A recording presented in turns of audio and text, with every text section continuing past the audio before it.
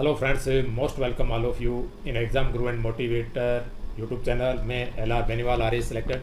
मैंने 2 इंटरव्यूज़ दिए, एक मेरा सफल रहा इंटरव्यू। तो मैं आपको बता दूं कि आर 2018 में मेंस में मैंने दिया, इंटरव्यू कॉल नहीं हुआ, 321 मार्क्स बने। उसके बाद ओवरेज हो गया, अब आपको गाइड करने लगा यहाँ। तो इंटरव्यू के संबंध में आपको किन बातों का ध्यान रखना है, ये टिप्स हैं। क्योंकि हम नंबर कई बार हमारी गलत फहमियों की वजह से बहुत सारे भरम हम रखते हैं या कुछ मिस्टेक्स करते हैं, कुछ बड़ी गलतियां हम कर देते हैं। हालांकि वो बच्चों जैसी हरकतें होती हैं, तो उनसे हम कैसे दूर रहें, वो आपको अच्छे मार्क्स दिलाएंगे फ्रेंड्स। ये अनुभव की बात है, डरने वाली बात नहीं है। आरपीएससी आपकी हर चीज़ को ध्यान रखती है, मैं आपको बता दूँ।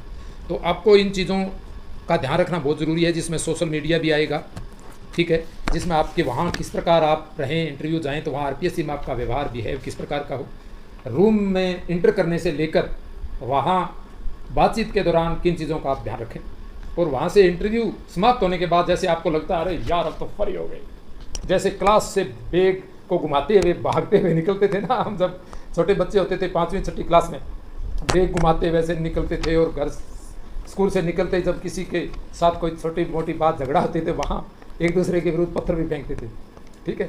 तो ये है उड़दंग करते हुए। तो कुछ स्टूडेंट्स क्या करते हैं, वहाँ से निकलने के बाद सोचते हैं कि इंटरव्यूज़ तो कंप्लीट हो गया, अब हम फ्री, अभी फ्री नहीं है। आप जब अजमेर से रवाना होने तक की गतियाँ, आरपीएससी से रवाना होने तक की गतिविधियों पर आपकी नज़र रहती है फ्रेंड्स, मैं आपको बता दूँ। और मैं तो कहता हूँ कि आपकी पूरी तैयारी के दौरान ही, और मैं तो ये कहता हूँ कि इंटरव्यू आपकी तैयारी से अलग पार्ट नहीं है। आप जब आरएएस की तैयारी का मन बनाएं, उसी दिन से ये इंटरव्यूज़ की तैयारी शुरू हो जाती है फ्रेंड्स। क्योंकि इंटरव्यू की तैयारी पहले होती है, यानी हम पर्सनैलिटी का निर्माण है वो पहले होता है। इस सर्विस में हम क्यों आ रहे हैं, किन सावधानी और मूल्यों के साथ आगे बढ़ना है, यानी इन पेपर चोरी है, पिक्स ऑफिसर बनने से बचना है, ये सारी चीज़ें ध्यान रखना है। पिक्स यानी पॉलिटिकल इंटरफेयर गेटवे सिस्टम से आना है, इंटरव्यूज़ में शिकायत से और है। चलो शुरू करते हैं फ्रेंड्स।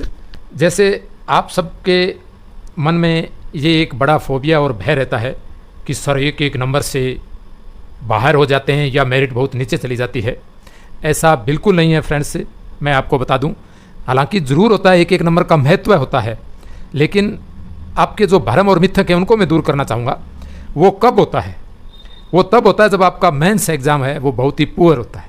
अगर आपका मेंस एग्ज़ाम बढ़िया है, आपके रिटर्न एग्ज़ाम्स में मुख्य परीक्षा के अंदर अगर अच्छे मार्क्स हैं, तो डोंट वरी। इसकी एक उदाहरण देना चाहूँगा आपको, सत्य उदाहरण। मेरे ही बैच की भावना के सिर्फ 160 में से 55 मार्क्स थे, 50 या 55 यानी 33 या 35%। तो 35 यानी 35% से अगर वो 10वीं रैंक ले आ सकती, 10th रैंक ले आ सकती है, तो फिर आप क्यों नहीं। यानी अब 100 मार्क्स का है 2013 की बात, तो 100 मार्क्स में 25, 30, 40 अगर नंबर भी आपको दे देते हैं, अगर आपके मुख्य परीक्षा में बढ़िया हैं तो आप टॉप 10 में रहोगे, ऐसी कोई बात नहीं है। बहुत सारे टॉपर्स के 50 के आसपास नंबर आए, 40 से लेकर 50 के आसपास, और उन्होंने टॉप किया, ठीक है। फर्स्ट रैंक जो हैं उनके भी बहुत कम मार्क्स हैं, आपको पता है। तो ये वेरी इंपॉर्टेंट है, इसलिए आपको ये हवा नहीं रखना है, ये जुनून के अंदर ऐसे आप बहुत सारी बातें, किताबें पढ़ना शुरू कर दो, अपने बायो को तैयार करना शुरू कर दो, डिटेल्ड एप्लीकेशन फॉर्म। कहने का मतलब दिन रात अपना समय यहीं वेस्ट नहीं करना है। आपको अभी नई भर्ती आ रही है आरएएस की, उसकी मुख्य परीक्षा की तैयारी विज्ञप्ति जारी होने तक आप करते रहें। मैं तो कहता हूँ आप ही नहीं, एवरी आरएएस से स्टूडेंट से पीसीएस यूपीएससी की तैयारी करने वाला प्रत्येक विद्यार्थी जब तक नोटिफिकेशन जारी नहीं हो जाता है वो मुख्य परीक्षा की तैयारी करे, ठीक है। अब मैं आगे दूसरा टिप्स आपको बताता हूँ कि एक चीज़ मैं आपको बताता हूँ कि second is not to take just coming interview candidate RPSC camps.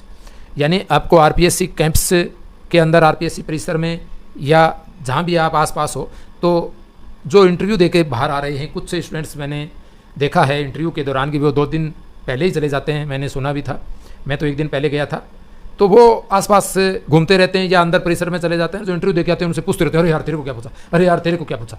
बिल्कुल पूछते हैं, थोड़ी बहुत बात कर लेनी चाहिए, लेकिन ज़्यादा नहीं।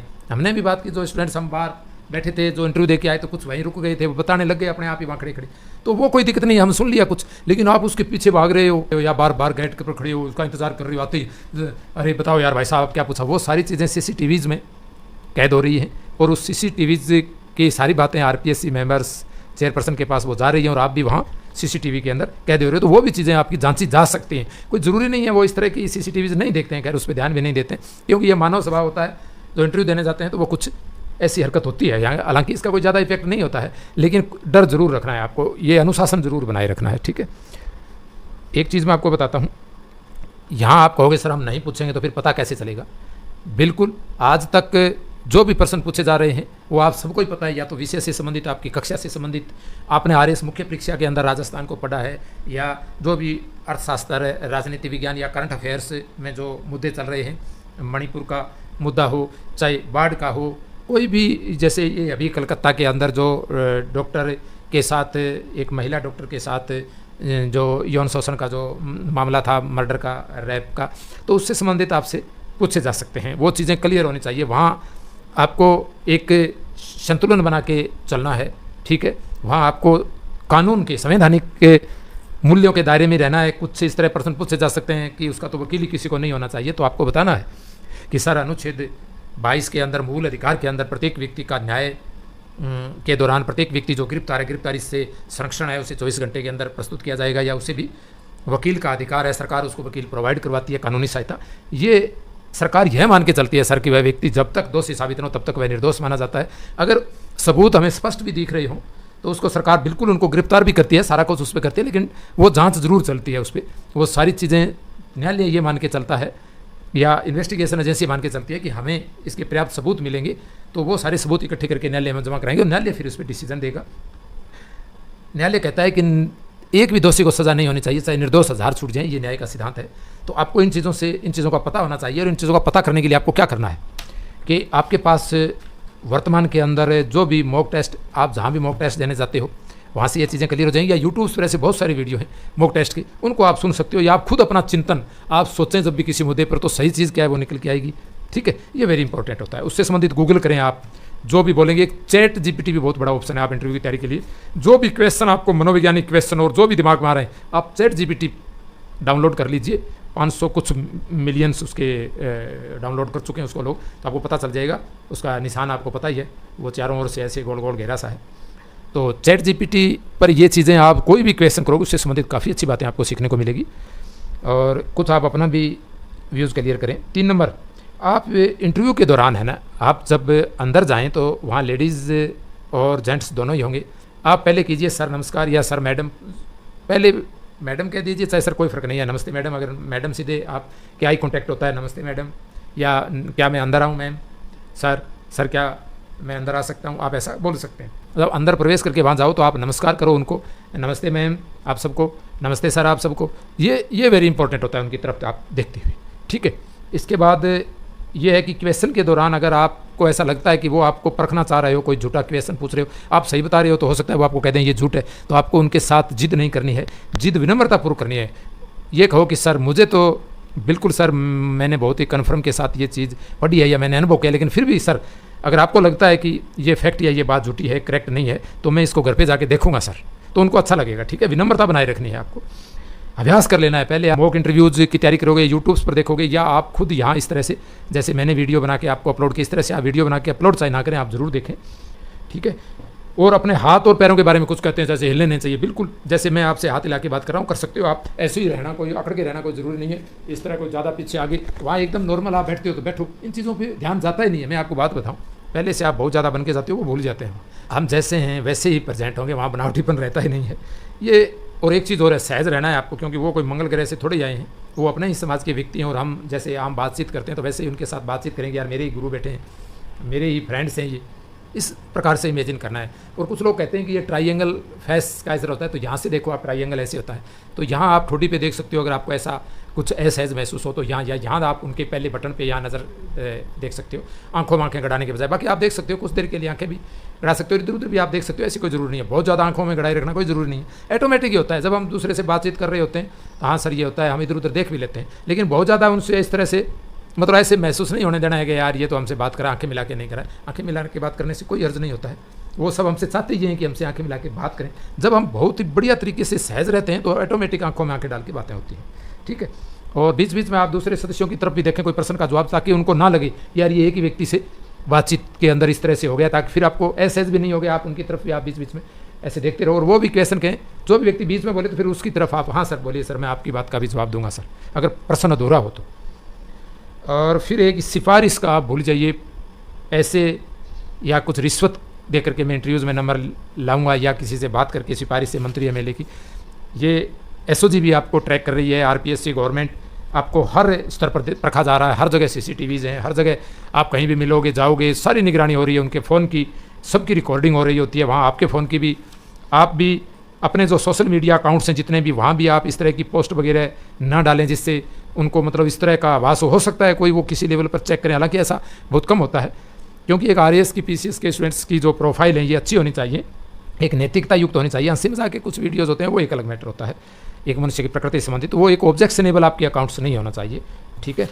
और फिर एक चीज़ और बताता हूँ, मेरा मकसद कोई डराना नहीं है, इन चीज़ों का बहुत महत्व होता है फ्रेंड्स, हो सकता है वो इस चीज़ को चेक करें किसी लेवल पर, आप पहले दिन ही वहाँ पहुँच जाएँ, सामने यूथ हॉस्टल है वहाँ आप रुक सकते हैं, अच्छी सुविधाएँ हैं, आप किसी होटल में भी रुक सकते हैं, और आप उस दिन जाएं, उस दिन का न्यूज़पेपर्स पढ़ के जाएं, या आप फ़ोन पर आप गूगल करके आप कुछ न्यूज़ या ई पेपर आप पढ़ के जा सकते हैं।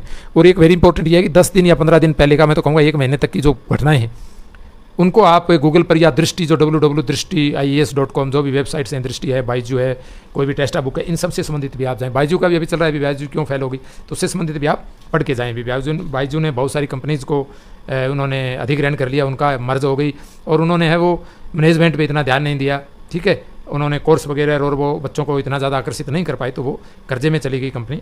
ये वेरी इंपॉर्टेंट है ये जानना, ठीक है। और उससे संबंधित लेटेस्ट जो भी जानकारी आप ज़रूर पढ़ के जाएं। अपनी कोई हॉबी है तो आप जा सकते हैं और अपने याद करके जा सकते हैं। वो तो सारी बातें पिछले वीडियो में हो गई, इससे पिछले वाला लाइव वीडियो एक है वो आप ज़रूर देखें, वो इंटरव्यू पर ही था। तो यही बस आपसे बात करनी थी।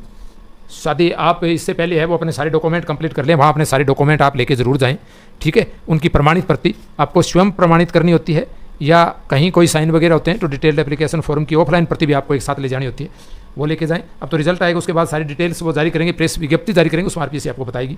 अपनी मैरिज सर्टिफिकेट आप बनवा लें, अभी नहीं बनवाया है तो, और जाति है, मूल है, ये सारे डॉक्यूमेंट्स आप पहले से तैयार करने हैं। अपने विभाग से भी अनुमति का पत्र आप पहले से तैयार कर लें, नौकरी कर रहे हैं तो, और अपने विभाग में आप इस पद पर हैं, इतने समय से सेवा कर रहे हैं, वो भी प्रमाण पत्र आप जरूर ले आएँ, ठीक है। आप कहाँ पदस्थापित हैं और हैं वो सारा उसमें मेंशन होगा, ठीक है। अनुमति जो ली है उसका भी आप उसमें ज़रूर मेंशन करें। अगर उन्होंने वैसा कोई पत्र जारी नहीं किया है तो आप उसका रेफरेंस नंबर है और है वो सारा अधिकारी से लिखा के ले जाएँ, भी सर इस नंबर से मैंने उनको भेजा है, तो वो सारी चीज़ें ज़रूरी होती हैं, ठीक है। हालांकि आप इनको बाद में भी दे सकते हो, लेकिन आपका रिजल्ट फिर प्रोविजनल जारी होगा, अस्थायी लिखा होगा, पी लिखा होगा।